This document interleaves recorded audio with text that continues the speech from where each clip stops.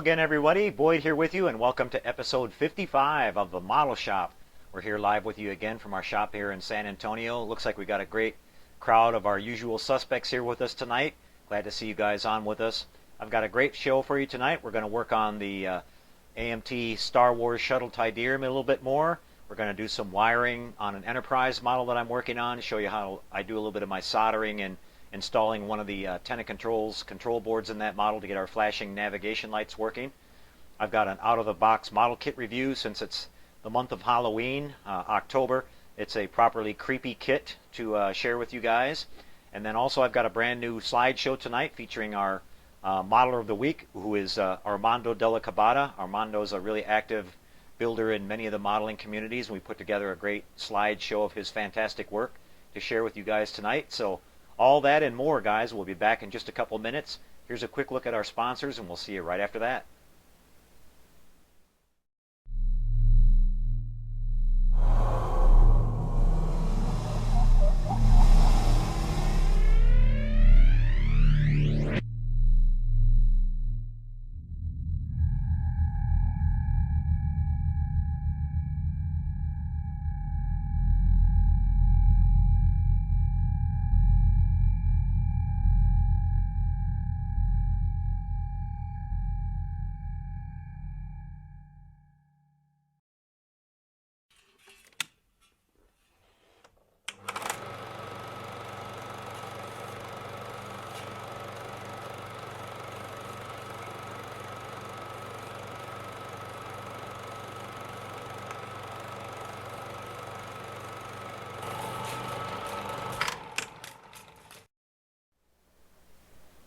Well, here we are back with you guys, and this is the out-of-the-box model kit review tonight. This is a fantastic old kit that was put out back in the late 70s by AMT. This is the Grave Yard Ghoul Duo. This is a kit that was really popular when we were kids.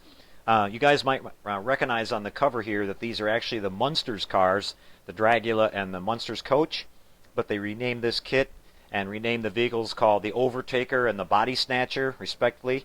And these are great little cars. This was a nice little kit. It was actually repopped about a year ago, and it was exclusive through a die-cast model car company that advertises online. I can't forget the name. I think it was, well, anyway, I forgot the name of it. But I had to order one of these when I saw it come out because I had one as a kid, and I don't think I ever got to finish building it at the time.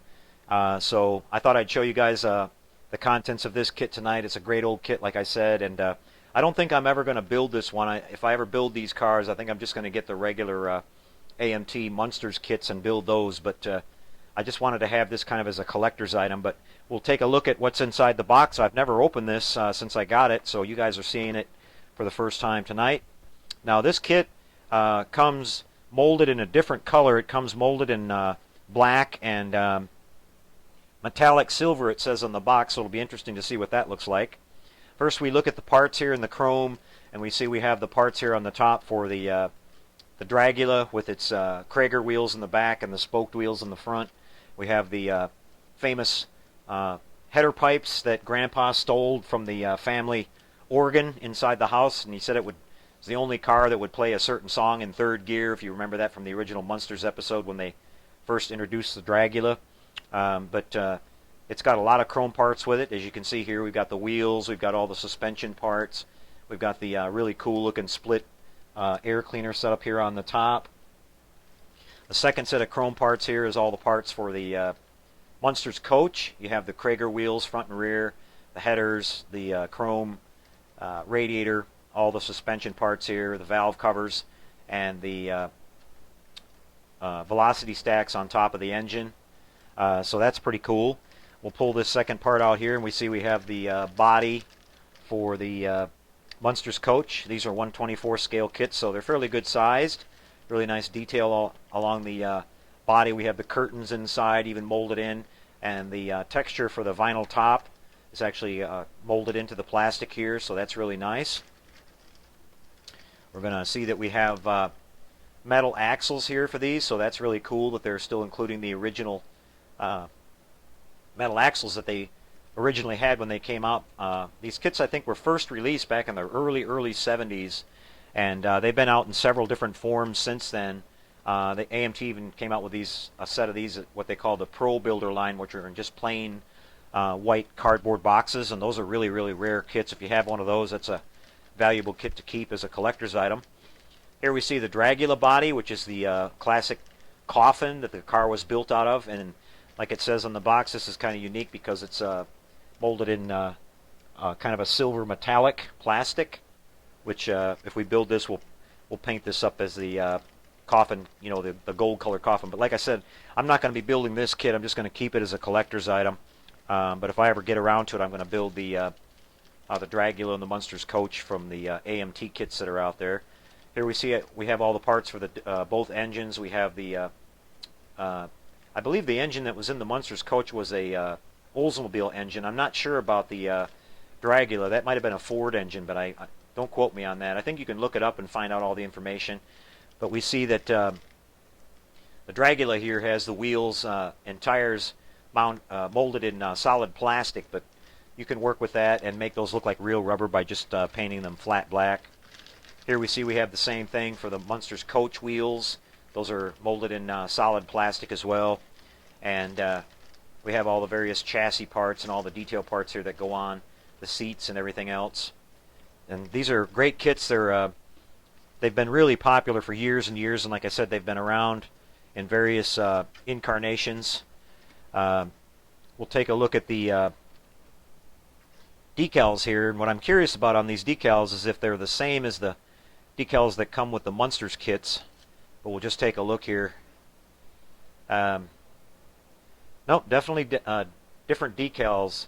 These are just have some kind of sayings on them. One says the Undertaker, or the Body Snatcher, and the other says the Overtaker. Got some Ford decals here, some decals that go on the Tombstone, which is actually the radiator of the Dragula. On the regular Dragula, it should say Dracula born a certain year and then died with a question mark. So these are a little bit different than the regular Munsters decal kit. So something kind of unique there. We'll go ahead and take a look at the instruction sheet here. You're starting off with building, it looks like the coffin car first, so the Dragula is what you're building first if you build it in order. Actually, no, this is the Munsters coach. You can tell by the intake setup that they have on the top there. And then you have the interior and the body and everything going together. Pretty simple, straightforward build, just a lot of small detail parts that go on it. And then the second half here is the Dragula. As you can see, you start off with the chassis, the engine, the seat, and all that. Then you go on to the frame.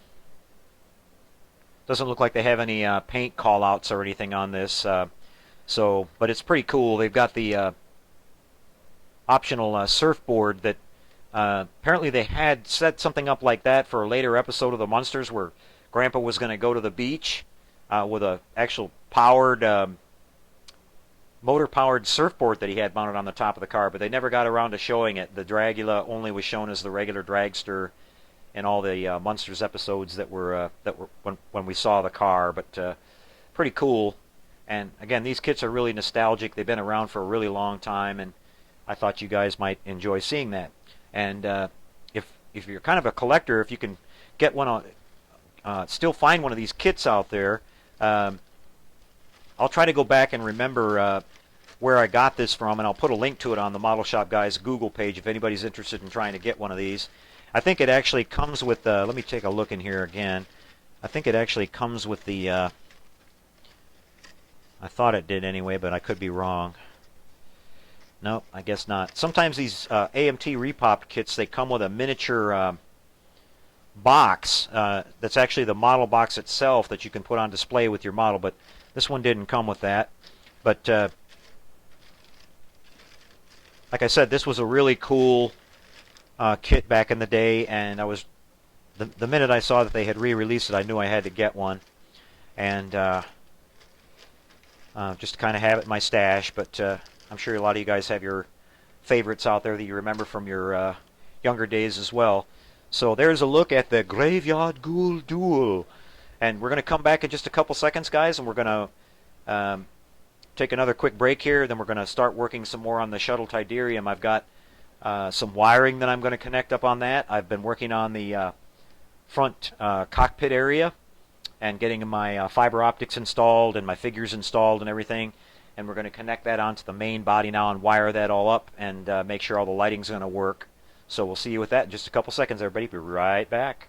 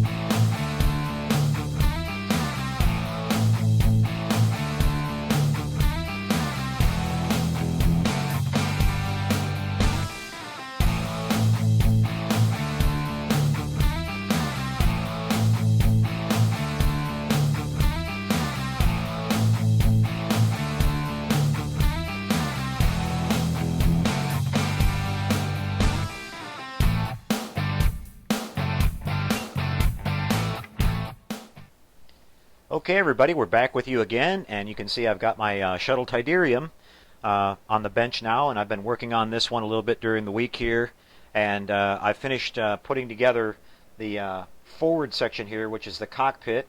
I haven't done any painting on this or anything yet, just the I applied a basic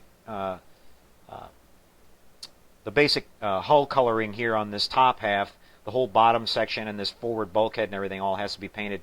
But I've got Darth Vader in there, and I've got the two pilots in there. If I can get this close for you, you can see that. And what I've done is I've put some fiber optics in this to light up the some of the various instruments on the interior, just to kind of give it a little bit of life. And what I'm going to do is I'm going to hook this up to my power supply here for you really quick and show you the lighting on this so you can see that. We'll turn down the overhead light here, and you guys should be able to see that a little bit better. Get my power hooked up. I'm running this at 9 volts, and what I've done here is I put some fiber optics in there, and I've got some small 0805 SMDs that I get from Jerry at HDA Model Works that I placed behind the fiber to light it up, and I did it in a couple of different colors here, and hopefully you guys will be able to see this if I can get this up to the camera here for you. If you can see, I have some lighting going on there on the dash, and I have some lighting going on along the side panels here in various places.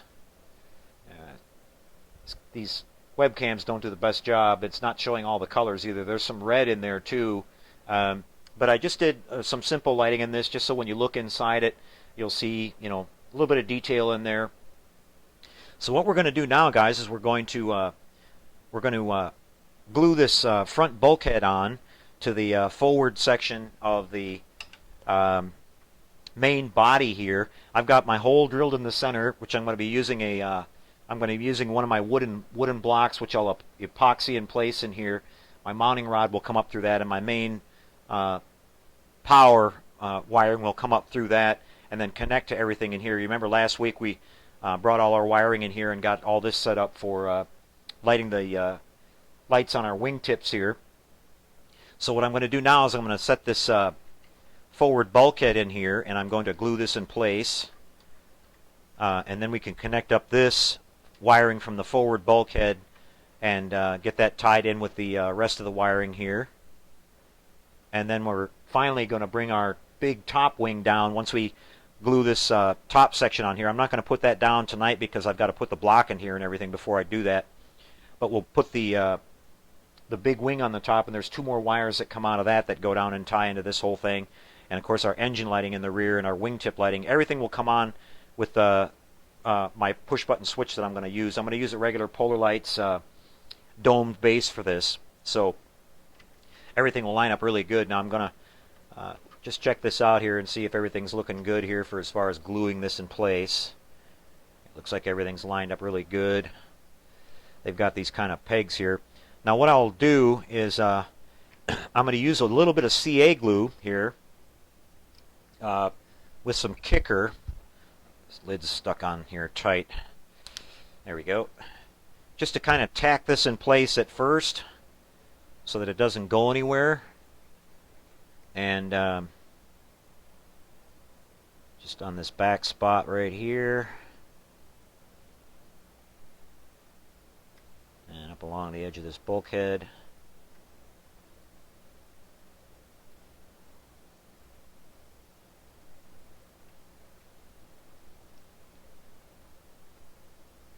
And that's going to kind of help set it in place like really quick and just kind of hold it temporarily.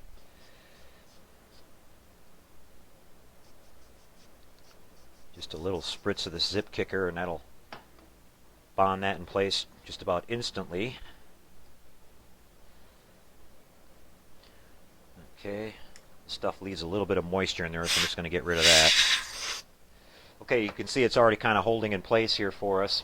So now what I'm going to do is take my regular tester's glue, and I'm just going to lay in a bead all along the back of this. And that way it can take its time drying, and this will all be nice and strong. But the CA glue is going to do its job and hold it in place for now while we're working on it.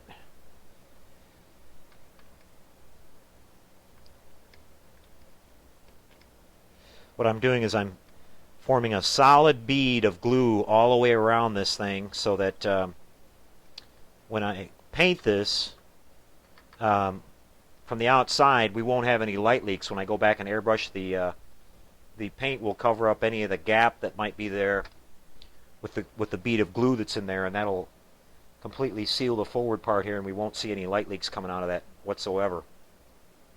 So that piece sat in there really good. Okay, so what it's time to do here now, is if I can get this kind of an awkward thing to manage here, I'm going to find something to prop this up with, I think. There we go. Something a little bit higher would be better, but well, we'll go with it as it is. Now I'm going to take this wiring and I'm going to tie it into the existing wiring that we already have here. I've got my power wire just kind of coming around like that, so I'll just twist these together. And I've got my ground wire here on the other side for my SMDs.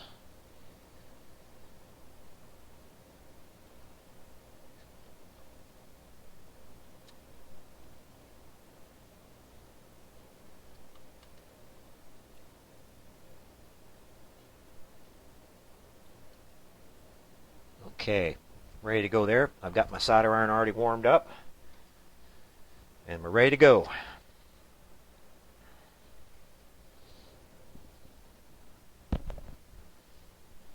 Alright, let's get this one here first.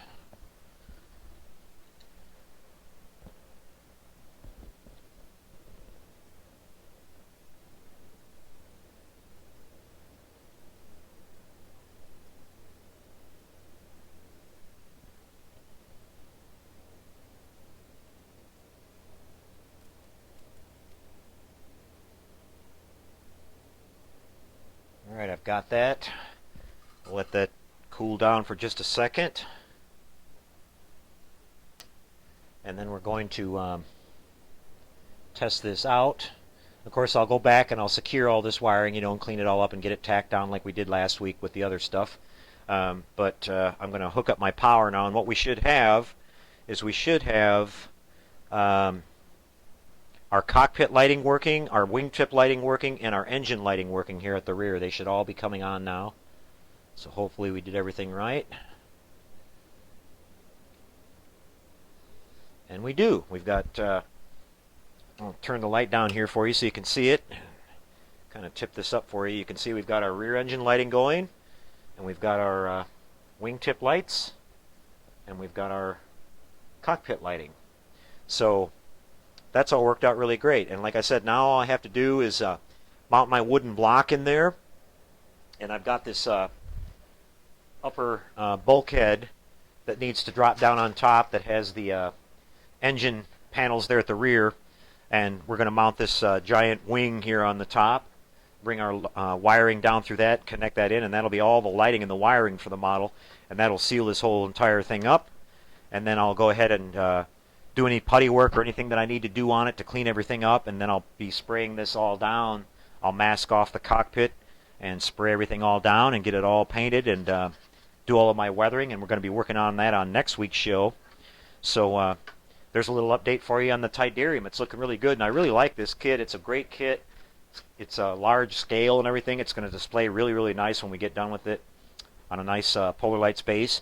And then I'm going to be using one of my new soundboards that I've came out with. I just want to take a minute to thank everybody that supported that whole program. The sales are going really, really well. I'm really happy with that, and people are starting to get their boards, and they seem to be really happy with them. So that's great news all around. I'm going to do a little board for this one with some sounds from Star Wars, and that'll make a nice little display. So you guys will get to check all that out as we get to it.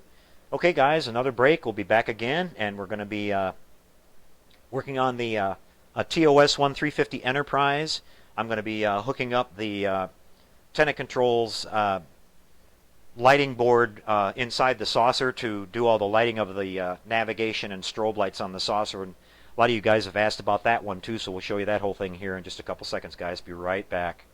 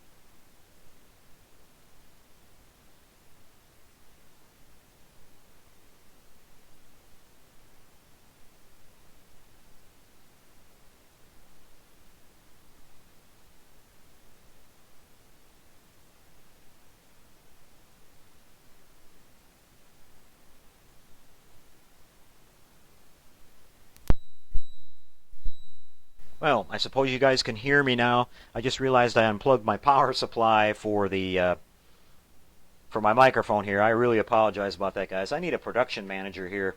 I'm trying to juggle too many hats. So I'm going to basically go back and explain what I did here then. I installed my board here, and I installed the jumper wires.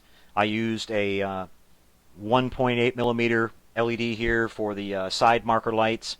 I used a 5 millimeter in white down at the bottom to light up the marker lights on the bottom of the saucer here. And I looked at my schematic here to determine which set of wires was required to light the lower blinking lights here. And the circuit that we made a little jumper wire going across here to light up the other side. And what I did with the LED that you saw me doing with the sanding is I was talking about that I recommended LEDs have a point of focus on the tip that you can see when you look at an LED. It lights up really bright from the front part of it, but not so much on the sides. And since I laid these LEDs on their side, what I did is I took a little bit of sandpaper and scuffed down the lens so that now when the LED lights, it will light up equally all the way around. It kind of puts some diffusion on that, and it'll make it light so I could lay that LED on its side and light up that bottom area there. I just overlaid the two wires here, making sure coming out of each LED, I explained that for some people that are new to the world of LEDs, you have an anode and a cathode, and your anode is longer, or your anode is longer on the which is the positive side of your LEDs, and the cathode, which is the shorter one, is the negative side. So you have, or maybe that's backwards, I can't remember, but anyway, the longer wire is always the positive, and the shorter one's the negative. So you can kind of keep that in mind when you're trying to sort out your LEDs. And I pointed out that this particular board doesn't need any resistors on it. A lot of Ralph's newer boards from Tenna Controls don't require a resistor, but if you see resistors included in the kit, you're definitely going to need to use them. And always look at the instruction sheet here and the schematic to see if a resistor is required. Otherwise, if you plug it in without it, your LEDs are going to burn out. So I mounted the board with some hot glue here, just kind of recap this whole thing. We've got our primary circuit wired up for our flashing navigation lights. I've got my basic LED strip lighting installed here for the window lighting, which is just going to come off of the regular power circuit. And I've also got a 5 millimeter LED in white mounted here for the lower sensor dome. I did that same scuffing technique on that LED, sanding it down so that it wouldn't have a hot spot in the middle, and it would light that entire dome equally. And I pointed out that I've got an extra hole drilled here on this particular one to mount another 5 millimeter blue LED, because this particular one's going to have the light up effect for our phasers and photons with the new Signature Series lighting board that I'm using with this one. So what I'm working on right now is I'm going to install the lighting for the impulse engines on this particular kit. Ralph gives you a really cool kind of flickering engine effect. So I'm using these 5 millimeter red LEDs. I pointed out here that I always test the color of my LEDs before I put them in and glue them down inside the model. You don't want to glue everything in there. Sometimes coming out of the bag or whenever you get them, they might be mislabeled or something. Or when I put them in my little bin that I have, I might have put them in the wrong one accidentally. So I always test these first before I install them. Just a real quick test to make sure they're the color they're supposed to be. And this one's red, like we were thinking it should be. And this one's red. So Polar Lights has included a really nice little kind of slot right here at the back of the saucer where these LEDs are supposed to mount, and they line up perfectly with the the output grills on the impulse engine. So I'm just going to CA glue these in, getting them locked down there, and then we can connect up our wires to this coming off of our board.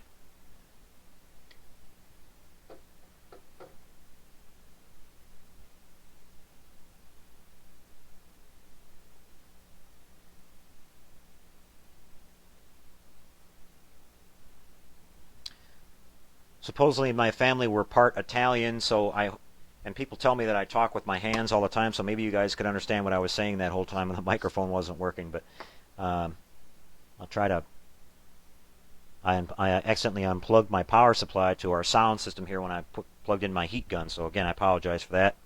So we're going to go back now and get these hooked up.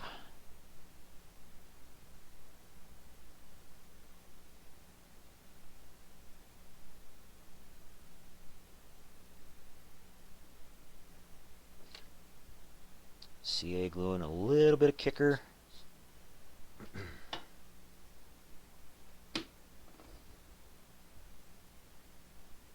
Okay, so what we've got here then is we've got to look on our schematic again and see that we've got a brown and a gray wire that need to go to our two LEDs for the impulse engines here. So we're going to look that up. We can see we've got brown wire right here. Just kind of fish this over to this.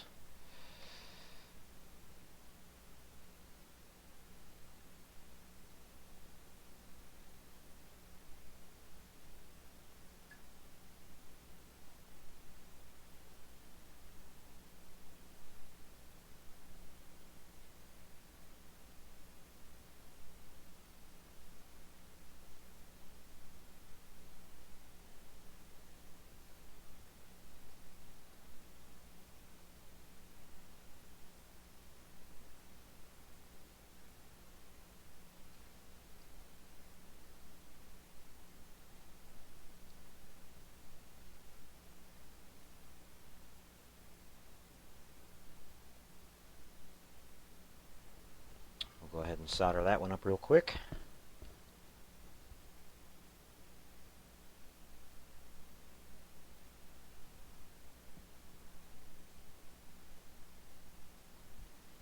And our other brown one goes to the other side.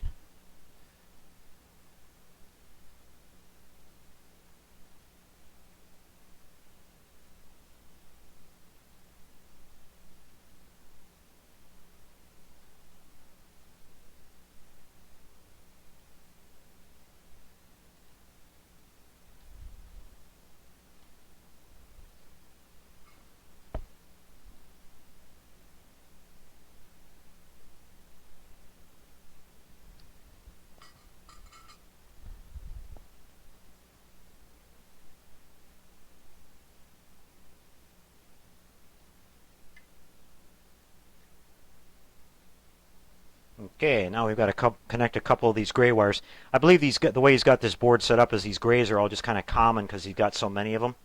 So I don't think it matters which one. So we're just going to swing over here and get this one. Trim this down to size.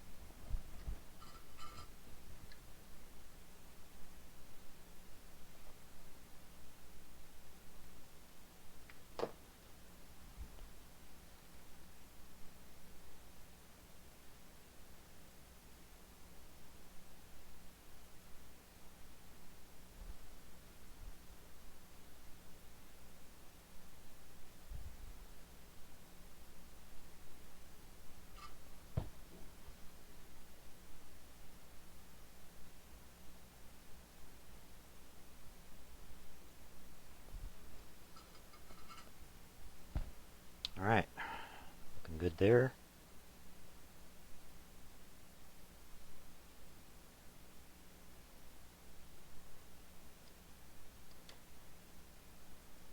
Pushing these down here, just keep making sure they're got some distance in between them.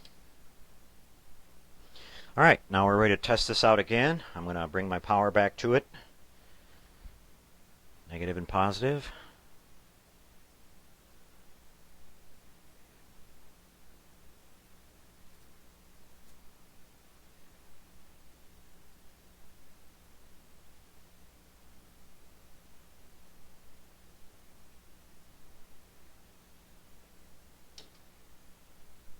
Bring our power back up to 9.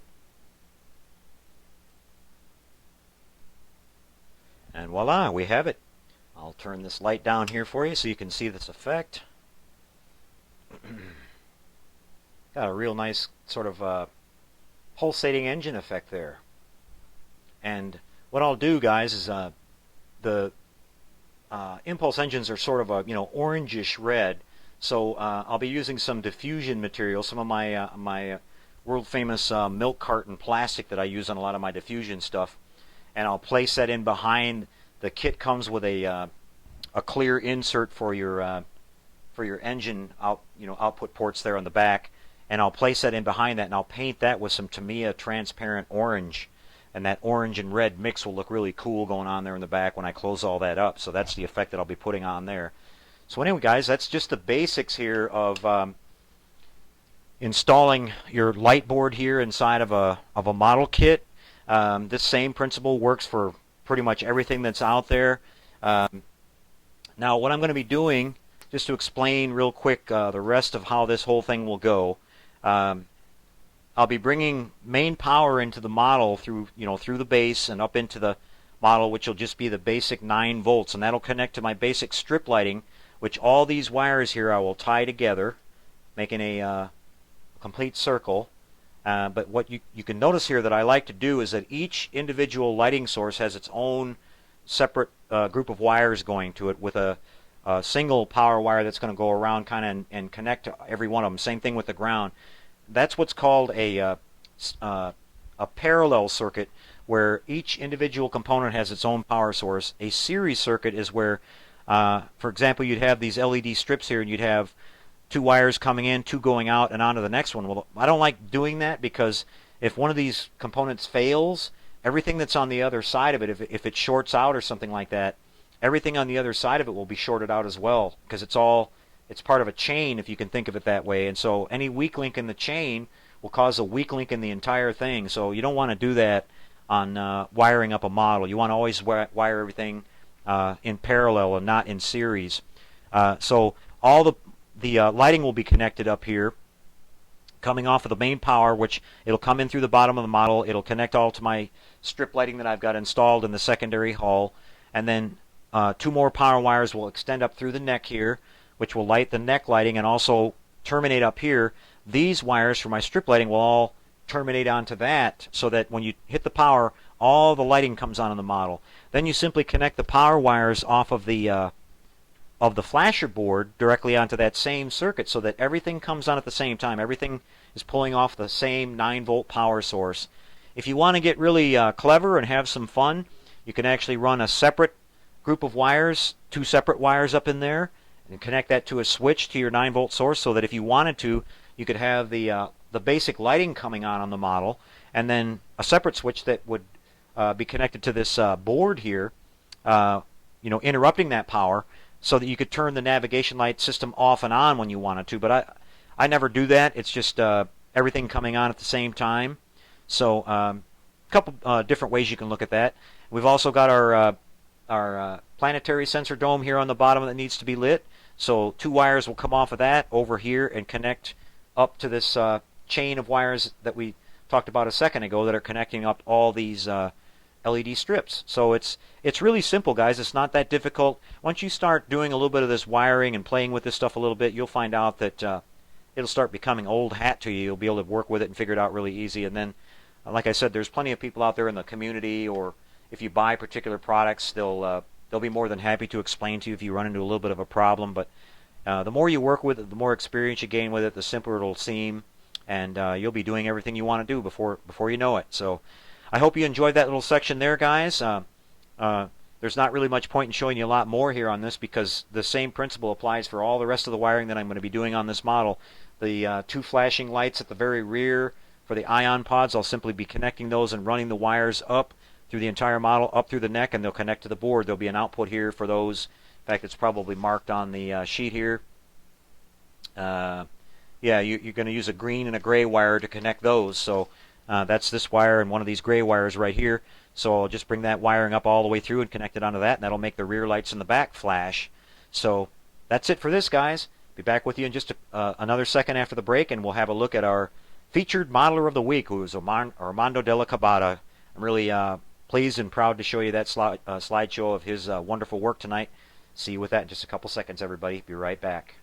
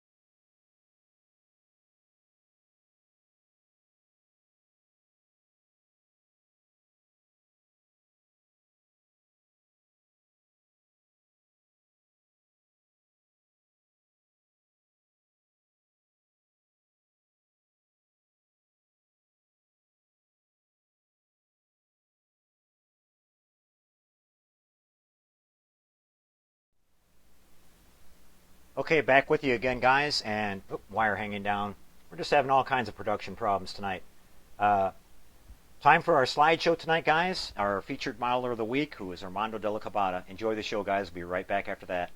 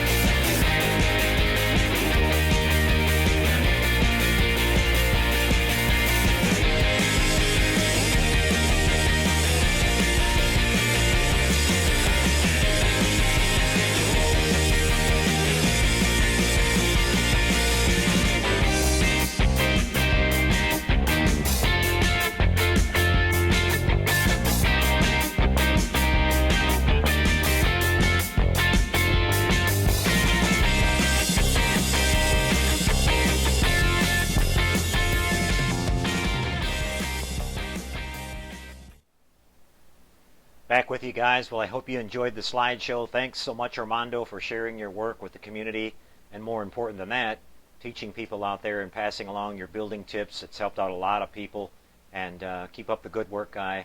Had a great time showing that slideshow tonight. Time to head over to our Q&A session and give our shout-outs for tonight and see who's all here and find out what you guys are talking about.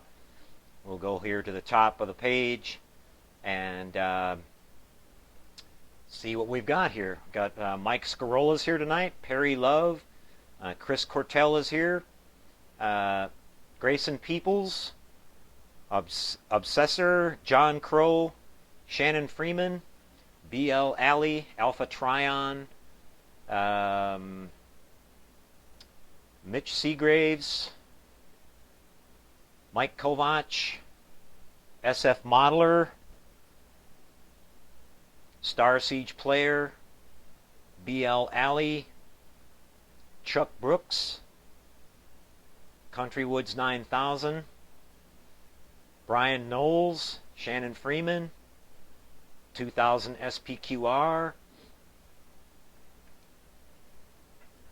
James Schulenberg,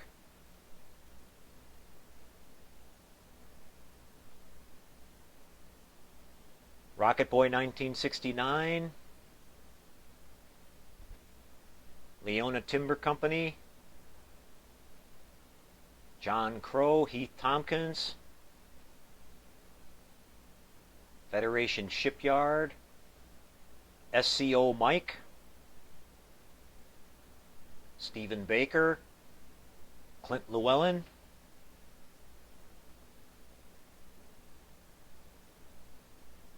and Dale Anderson. Okay. And Tri Skillian. It looks like Adam's with us here tonight. Nice to see you, Adam. Nice to see you get a little time off from work. I know he's working all the time. Going to go back up to the top again here and see if we had any questions or anything that we missed.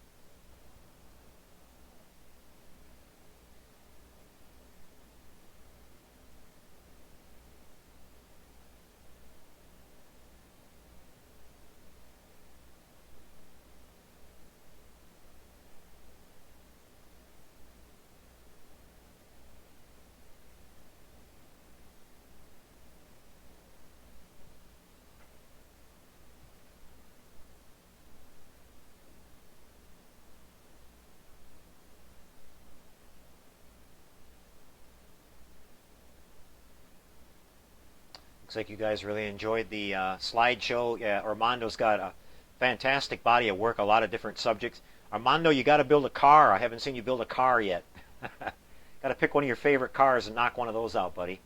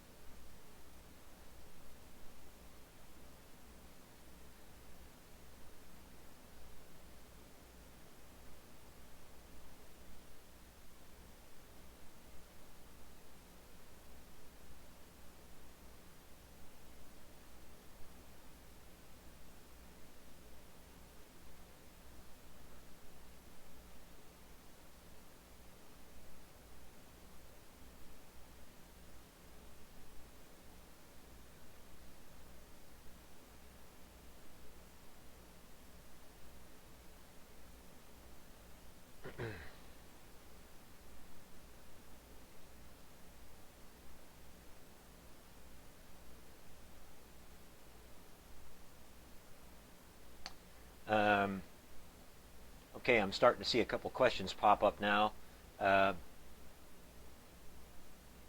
Federation Shipyard is asking, do I know if there's a model kit for the car from the movie The Wraith? Well, that's a That's a good question. You know, I believe I saw a resin kit of just the body somewhere a long time ago, Federation. I'm not sure if it's still out there. Best thing to do is try a Google search. Maybe you've already done that. But I do recall seeing a kit somewhere.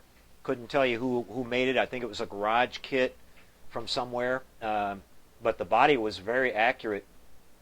Uh, and you just kind of make your own chassis, I guess, which you could do out of a lot of different chassis. Try to find the right kind of wheels that match up with it. But yeah, I'm a big fan of that movie too. I wish they would have put out a production kit of that. That was I believe it was a prototype Dodge. I forgot what they call it, either Interceptor or Daytona or something like that that they used in that movie. Um, and Rocket Boy is asking, will my uh, lighting kit work with the 1000 Enterprise? Yes, it will, Mike. I can just send you a smaller bulb to put in the planetary sensor. I can even get you a 1.8 millimeter bulb that'll work for that, or a 3 millimeter would probably work fine too.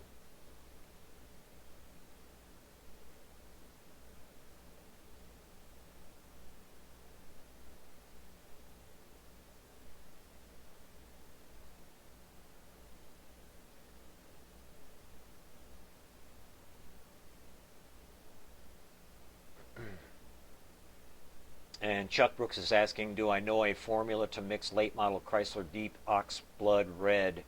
Was going to try mixing with craft acrylics. No, Chuck, I'm not sure on the specific formula of that. What I would do here is I would just get a good reference photo of the color that it's supposed to be, and then just start playing with different shades of red and mixing it up. I'm sure you could get the exact formula from a auto paint supplier.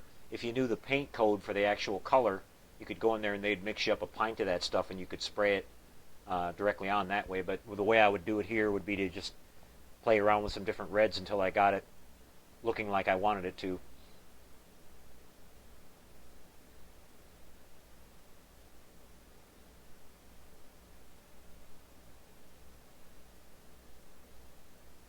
Chris is answering that, saying it's Dodge M4S, I think. So there you go. You might have the paint code for it.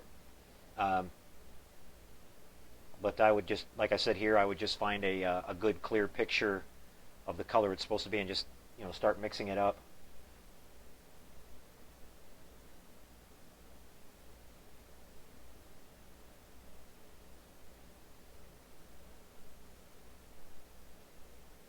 Yeah, lots of uh, Chuck is talking about orbital dry dock. Lots of questions keep coming up about orbital dry dock.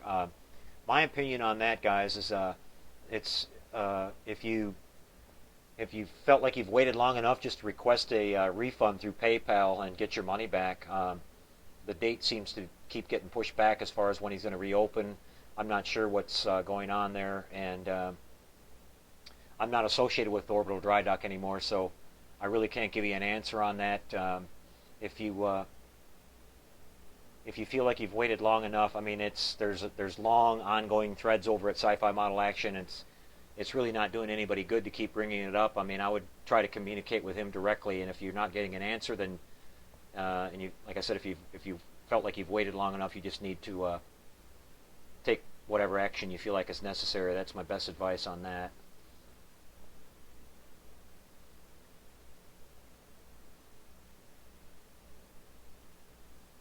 Alpha Trion's asking, does lead-free solder work as well as regular Boyd? Not in my experience, it doesn't, Alpha. I don't like to use it. In fact, the military doesn't even use lead-free solder. They don't feel it's as reliable as regular solder. From what I understand, people that work with it say that if you make a good solder the first time you try it, um, that it's fine. But if you try to reheat it or do anything with it after that, it doesn't want to work very well.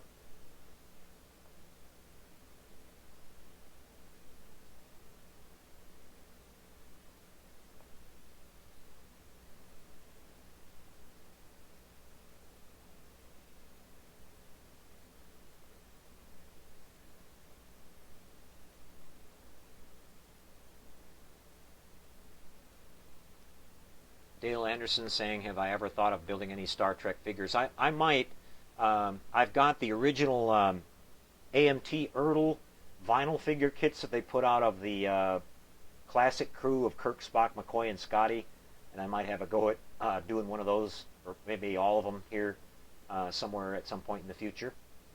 I've got to brush up and learn a little bit about what it takes to build vinyl kits. I know they take certain kinds of paint and things like that.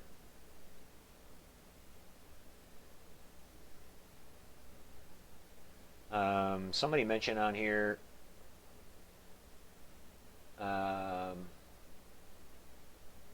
Michael Scarola says Model Car World sells automotive paint thinned for airbrush use. So there you go. You can get your actual automotive colors,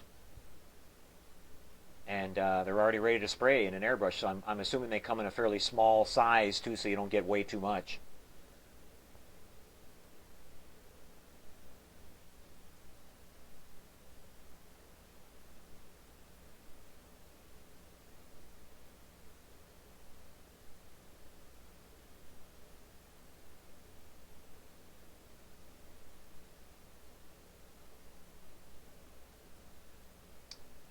James Kirk says, can you use car cut and polish on your models? I'm not sure what car cut is.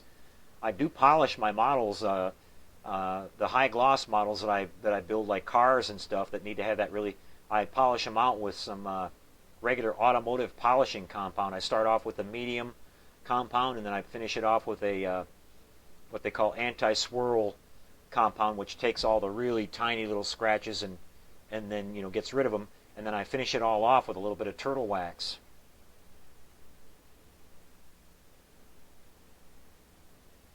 Woody Bishop, nice to see you here with us, Woody. Woody says he's building the original AMT Bird of Prey and wanted to see if you have any suggestions of what to use as replacement nacelle domes. There's a company out there, Woody, called Kitcraft. It's all one word. If you look them up on Google, they specialize and they make these replacement clear domes. They have all kinds of different ones. I built this little UFO from the television show Invaders a while back, and it came with domes that were already molded in red, and of course the ones on the ship were supposed to be green. So I sent for these. These are from Kitcraft. They have these in all different sizes, and these would be perfect domes for the Romulan Bird of Prey. Just get them in the right size, and they're very inexpensive. And I ordered these, and I got these in like 2 or 3 days. So let's see if it says on here. It doesn't give a web address, but it has their phone number. It's 818-509-9739. So you might want to give them a call if you can't find them on the web. That's Kitcraft, spelled both with a K, Kitcraft with a K. And look them up, and hopefully they can fix you up.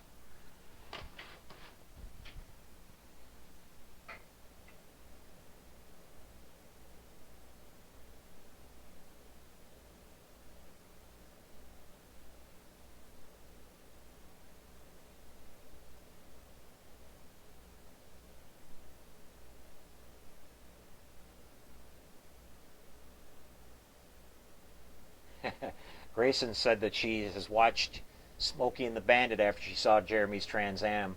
Yeah, that's a classic movie, Grayson. I still think Jackie Gleason, who played the sheriff in that one, should have gotten an Academy Award for that movie. They don't tend to give out Academy Awards for comedy, but he should have got one for that one. He was fantastic in that.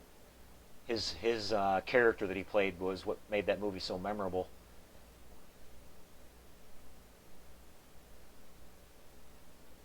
How many of you guys have seen The Martian?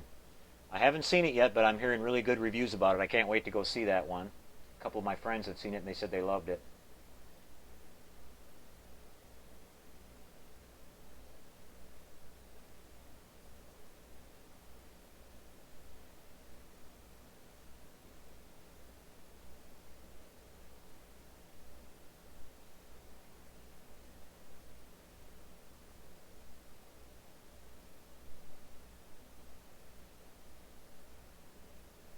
Chris Cortell says he's building the old AMT vinyl Spock in the near future. And he wants a soundboard. No problem, we can do that, Chris. On those soundboard guys, like I mentioned, if there's something out there that you want sounds for, and you have specific sounds in mind, just write me an email, and I can definitely come up with something for you. And then if there's any kind of lighting effects that we can work in with it, I'll be happy to do that too. I mentioned that when my sound was off here, guys, but I wanted to say a big thank you to everybody for supporting that whole program. It's been a huge success. I was busy all week here putting boards them all out. Everybody that put in their first order, their boards went out yesterday, so you should see them probably by Tuesday or Wednesday.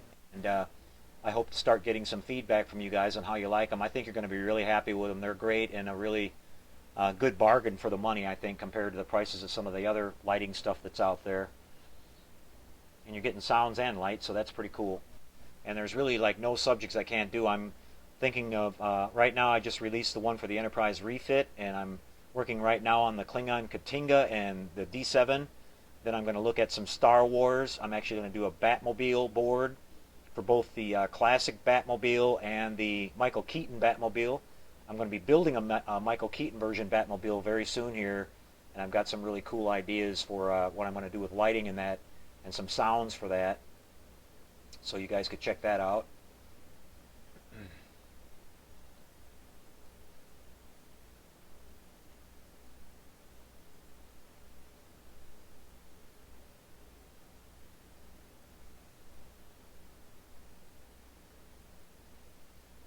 I've also got, so far I've released a board for the refit for the Enterprise Bridge and the Classic Enterprise.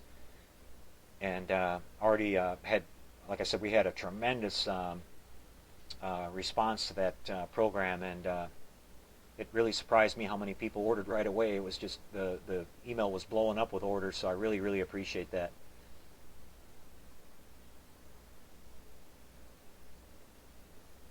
SF is asking about the tumbler. We can do one for the tumbler as well. Basically, anything that's out there, if I can find the sounds for it, if there's sounds available, I can incorporate that. And if, like I said, if there's lighting effects that were there, we can probably tie some of them in with that.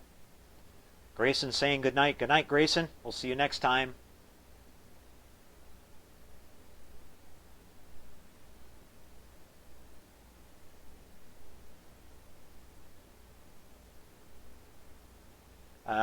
Guys, we're going to be doing a little after the show hangout again this week. It'll be a few minutes delay after I finish the show. I have to wrap. Last week I saw people were making comments that I wasn't on right away. I mentioned that I was going to eat after I finished the show last week. I guess people didn't hear that, but I got to clean up around here and do a few things, so it'll be about maybe 10 minutes after I wrap up the show tonight, and then I'll post the link over at the Model Shop Google Plus page for the hangout for tonight.